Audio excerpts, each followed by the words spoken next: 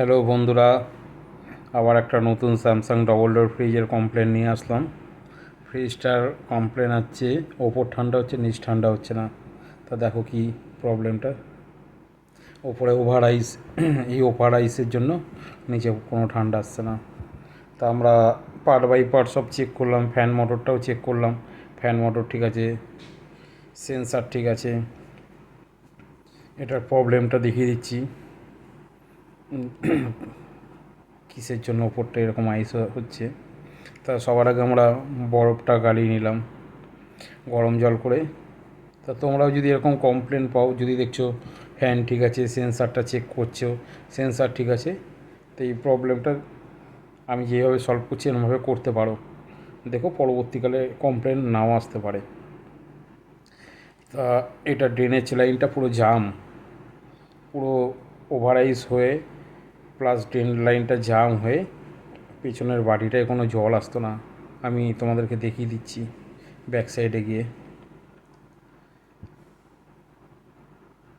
দেখো আমরা পুরো উপর সাইডটা পুরো জলটা গালিয়ে, বরফটা গালিয়ে নিলাম।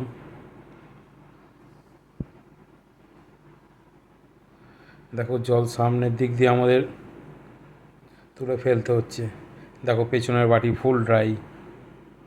এবার দেখো এই আমাদের কাছে সরু একটা পাইপ আছে, এই পাইপ দিয়ে ড্রেন লাইনটা আমরা চেষ্টা করছি আইসগুলোকে গালিয়ে জামটাকে ছাড়ানোর।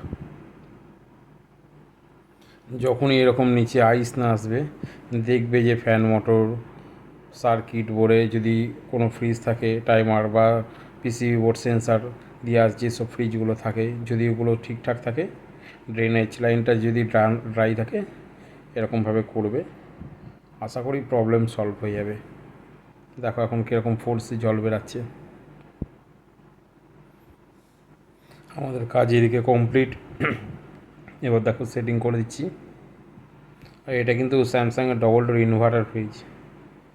যখন এরকম ইনভার্টারের প্রবলেম হবে, ভালো মতন চেক করে তারপরেই তোমরা সব কিছু করো। আর এগুলো ডিসি ইনভার্টার ফ্যান মোটর। তা এটা ফ্যান মোটর চেক করার কোনো দরকার ছিল না, চলছিলই। মেশিন হয়ে গেছে, চালিয়ে দিচ্ছি। আরও নতুন নতুন ব্রেকডাউন নিয়ে আমরা আসবো, আরও নতুন নতুন ব্রেকডাউন দেখাবো।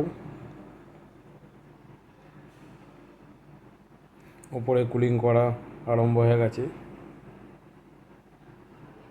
আর নিচে এত আসতে একটু টাইম লাগবে। তাহলে বাই বন্ধু।